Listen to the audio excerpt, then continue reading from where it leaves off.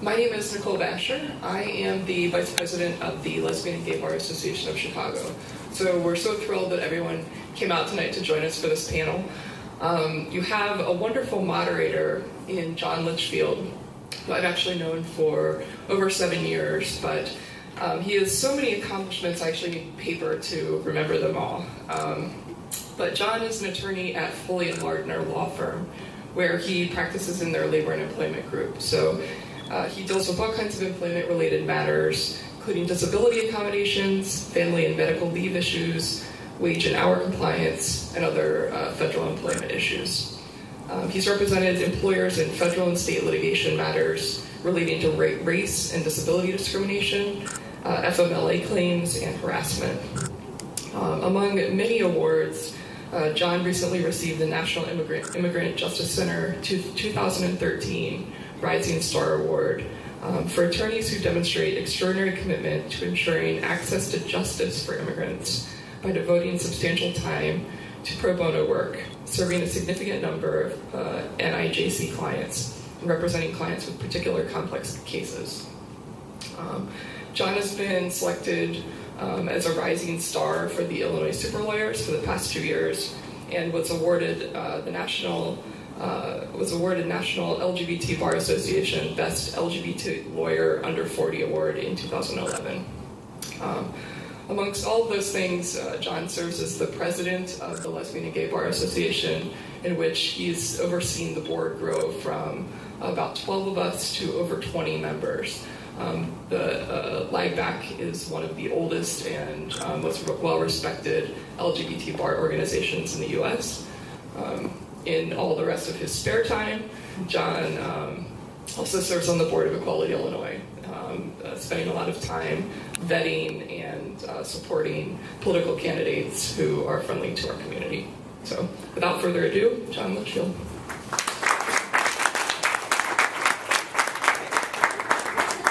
Thanks, Nicole. Yeah.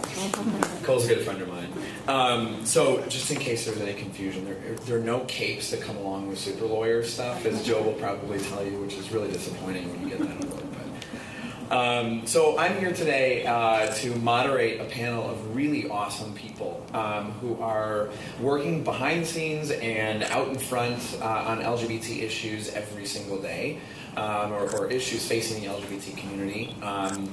And I'm very, very excited to be with this group. A couple of them are friends. I just met Em tonight, and she's fantastic. I don't know where she went. So I think you're in for a real treat, and you're going to learn quite a bit about law and politics and how it affects our community. So one little quick plug for the Lesbian and Gay Bar Association. Jill mentioned judicial evaluations. And she mentioned that the ballot that you get in November is going to be about from here down to here with judges that you have to vote for. Our bar association does evaluate those judges. We're in the middle of that process right now.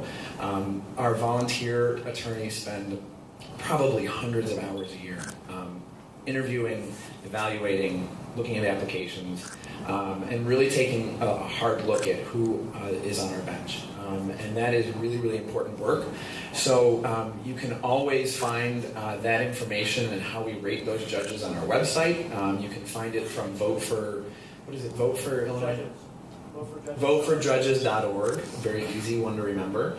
And if you don't like the Lesbian and Gay Bar Association's evaluations, there's about 15 other bar associations that represent different communities that also evaluate these judges. So definitely take time to do that. Take it to the polling place with you. You can bring that into your voting booth with you and use it as a cheat sheet. I do. So there's no way you can know everybody by name. So without further ado, I don't know if you guys, the panelists, want to come up. And I think what we'll do, there's 4 of them, which are fantastic. And Jill's going to rejoin us to be part of this as well. I'm going to introduce each panelist, and then they're going to give a 60-second overview of the state of the LGBT union. 60 seconds each. They're not going to all do 60. That would be a race. But we'll do 60-second overview to get that going. I'm going to ask them questions as we go, and then towards the end, if anything sparks your interest, either and it's really pressing, go ahead and raise your hand and I'll try and get to you. But towards the end, we'll definitely take questions from you folks as well. So we'll start right here to my left. To your right is Bernard Cherkasov. And I know Bernard very well, but I'm going to read your bio just so I don't forget anything, because there's a lot on here. But Bernard is the CEO of Equality Illinois. And Equality, if you don't know, is the Midwest's largest LGBT advocacy group. And it's actually the third largest in the country. Under Bernard's leadership, Equality Illinois passed several pieces of historic legislation, including the marriage equality law just last November, which came into effect just a few days ago.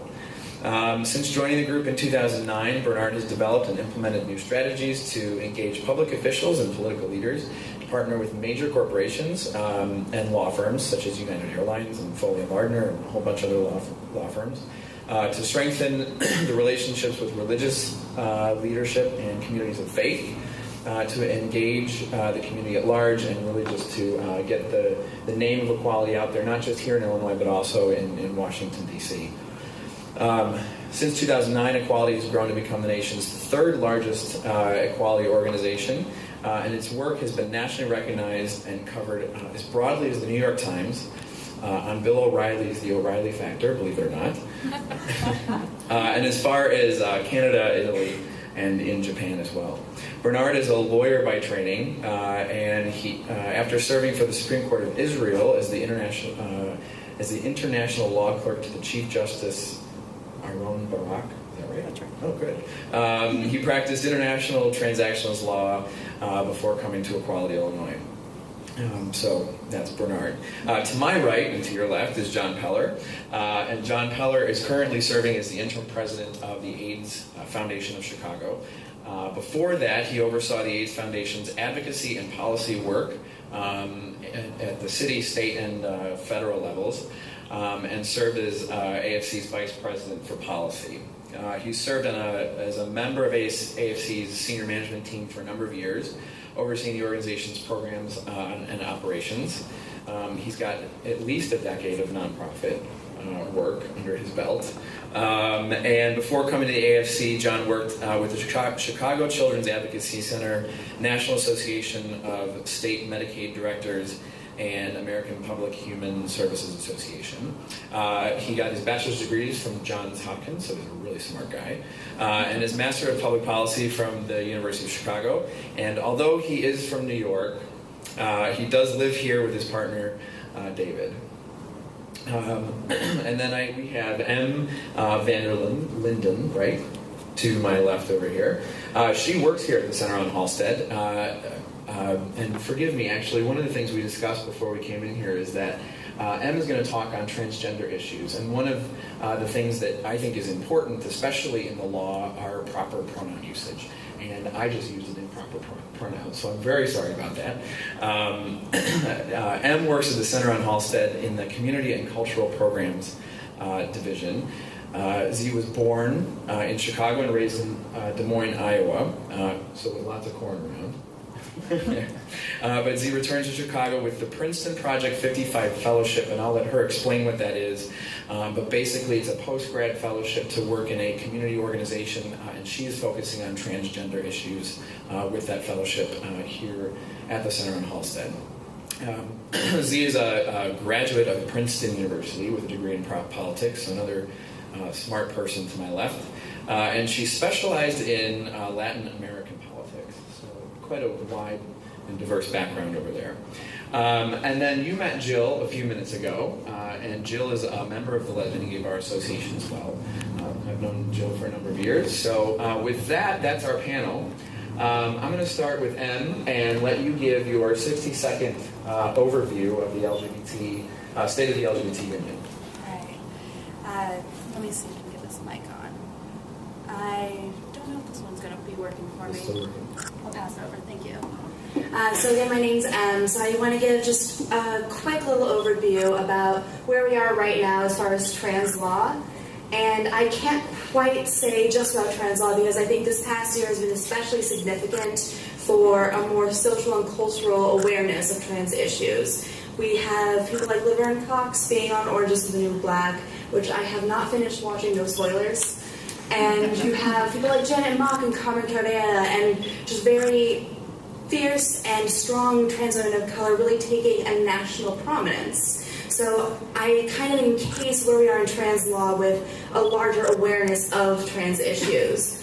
But when you're talking about trans people in the law, there's quite a few things. There's a lot of things that are happening. Marriage is actually one of them, and how sometimes when trans people transition after being married and having kids, how sometimes their marriages or their guardianship of their children is called into question or reversed. And you have things that are like the legal documents that folks use, in which your gender marker is very entrenched in how you move in the world day to day.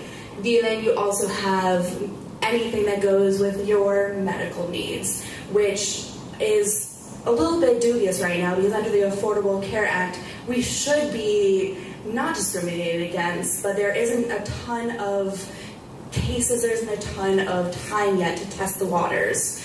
So some of the things that we are seeing right now are trans folks who are currently incarcerated, whether their hormones are going to be covered through the Department of Corrections, or whether if they can have a gender confirmation surgery through the Department of Corrections. And so far there's been a mixed bag there. And so if then, where else am I? The legal documents, medical, and then social discrimination. So we heard a little bit about how maybe you can be married but you can still be fired.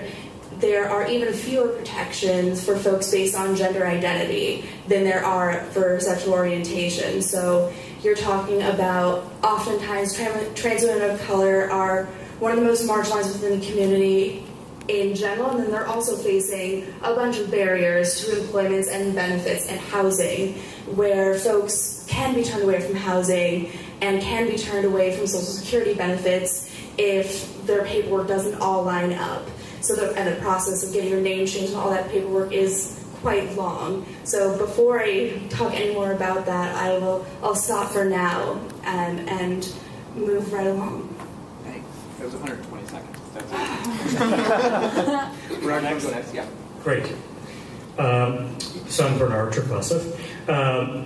Most of what I was going to say, Jill actually had already covered, but I will say two things. First is she will be proud that when I first became a lawyer, my very first job was at ACLU in the national office. Everybody's supposed to join the ACLU. That's right. So I joined with my body and with my membership. So there are three stages that sort of we think of when we think about advancing LGBT equality in Illinois. We live in a great state in that we have the basic legal protections. We have the hate crimes law that protects LGBT community members from hate crimes. We have the Human Rights Act that Jill mentioned that protects our community in employment, housing, and public accommodations. We have the civil unions law, we have the anti-bullying law, which was just tightened in May, and we have the marriage equality law. But what does that really mean? Passing laws is just the first step in making sure that we have full equality and we have full equal treatment. And we're going to do three things. First, we have to implement it. Because if we have the laws, but we can't actually use them because we don't know how to put those rights to use, then they really aren't protecting us. They really aren't giving us the full equality, full equal treatment that we deserve. So we work with corporations, with houses of worship, with school administrations, really to make sure that all those laws are being properly understood, implemented, used, and remedied. And we partner sometimes in some of that work with our partner organizations such as the ACLU or the Safe Schools Alliance and so on. When marriage law first took effect, we really made sure that we reached out to and worked with county clerks in every single county to make sure they understood how and when they can issue licenses, how and when they can start converting civil unions to marriages, and so forth. Second, we've got to defend the rights that we have. In every single state where we've passed marriage equality or marriage equality had been implemented, there have been attacks on that law. In every single state. And we've got to be prepared to defend marriage equality here in Illinois legislatively in every other way possible. And third, we've got to advance the rights that we have. It's good that we have those protections, but we also have to make sure that we are voting to re-elect and elect those people that are going to do the right thing by us. Jill talked about the importance of elections. according to many voting turnout projections, only 40% of the people who voted in the 2012 election are going to vote in 2014 in Illinois. That means that 60% of the people that delivered strong pro-equality majorities are not going to vote again in this 2014 election. What is that going to do to the lawmakers who voted for marriage equality, the lawmakers who understand the importance of trans equality, and all the other pieces that we've got to protect and advance, when we can't re-elect them to office?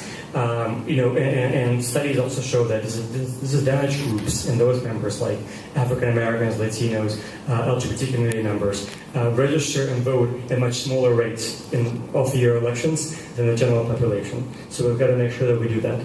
We have federal agenda items such as ENDA, such as the repeal of the lifetime ban on gay men donating blood. And we have state agenda items that we have to pursue, such as passing the ban on targeting young people for so-called gay conversion therapies.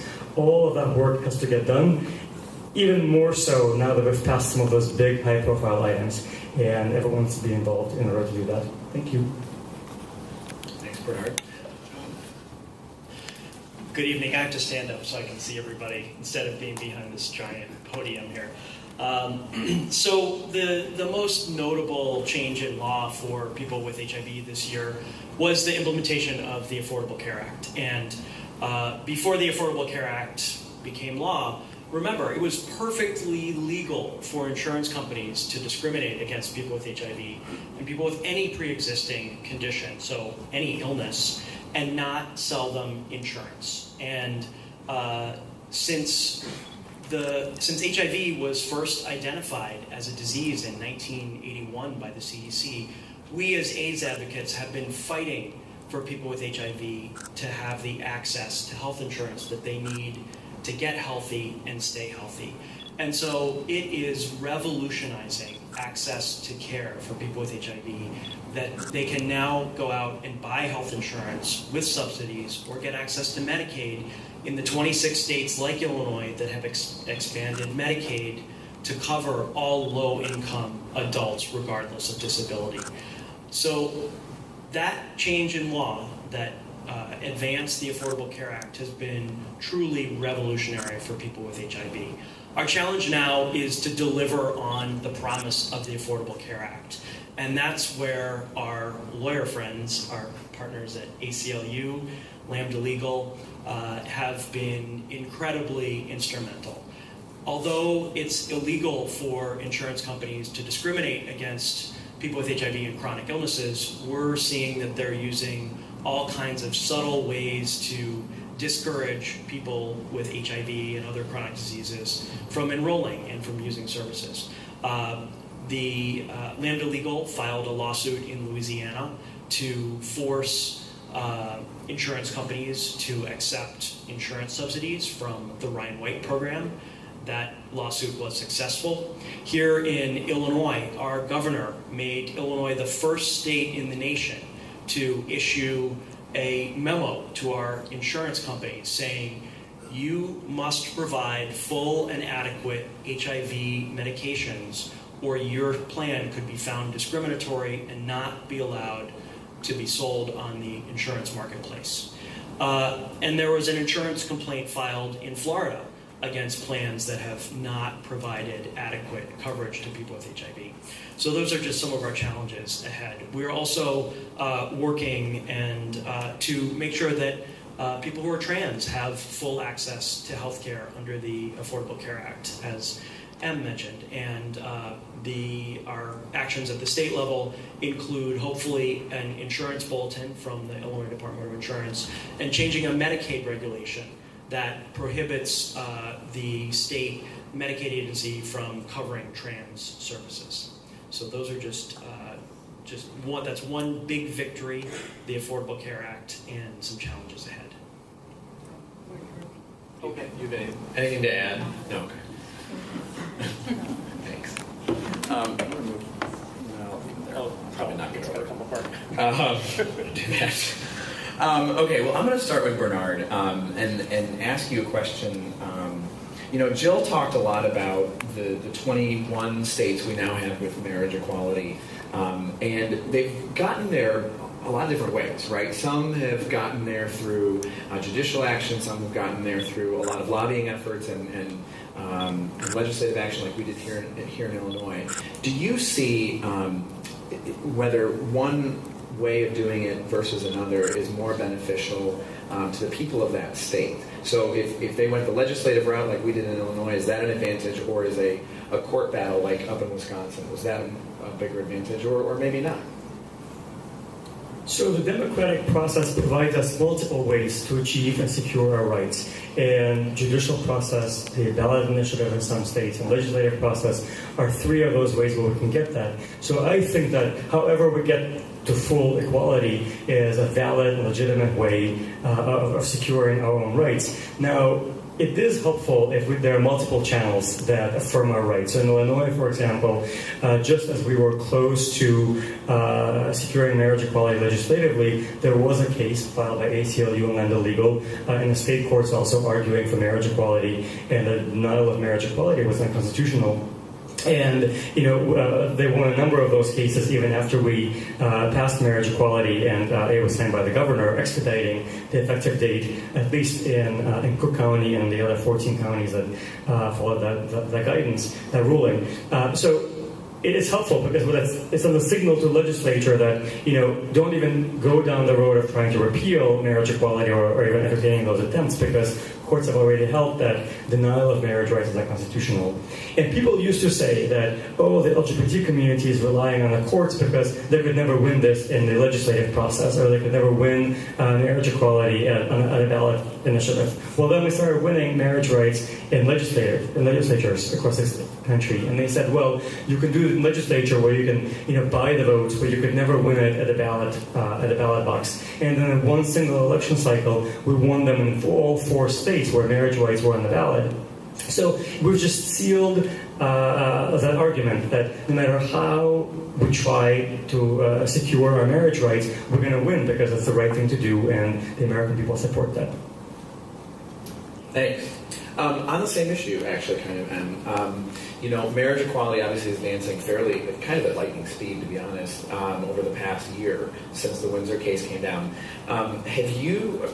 How do you feel that those cases are advancing or maybe not advancing issues that are specific to the trans community outside the marriage context? Thanks. Yeah, it's complicated, right? Because some trans people are gay, some trans people are lesbian, some trans people do want to obtain a same-sex marriage license.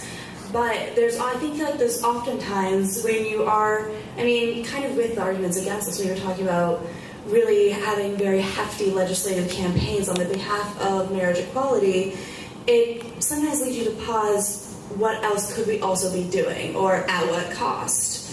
Because when you have really, quite around this, I worked on the Maine marriage equality campaign, and it was really cool. It was great to have a very garnerable issue, but that's not always the issue at the forefront of some of the most disadvantaged in our community. For example, if you are someone who is street-based and might be facing incarceration, pretty frequently might be facing different intersectional identities of race and class, getting married may not be on your top list of what you need people supporting you for.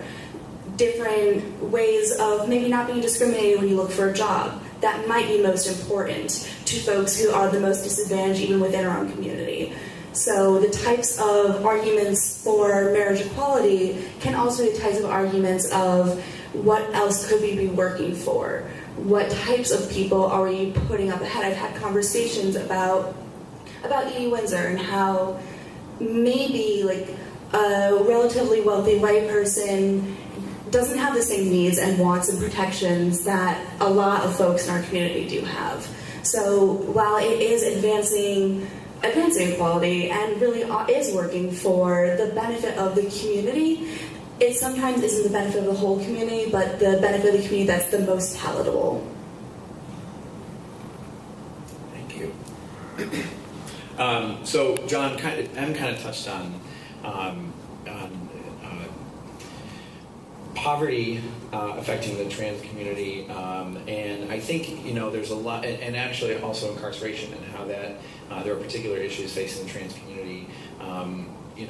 that are unique to poor and incarcerated trans folks.